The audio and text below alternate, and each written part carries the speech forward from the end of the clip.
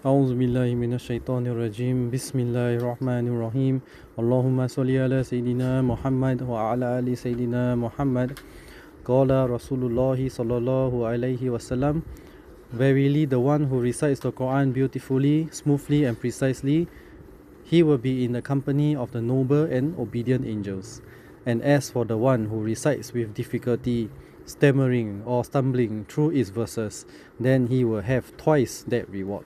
Riwayat Sahih Bukhari. A'udhu billahi minash shaitanir rajim.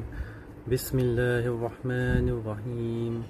Allahumma salli ala Sayyidina Muhammad wa ala ali Sayyidina Muhammad.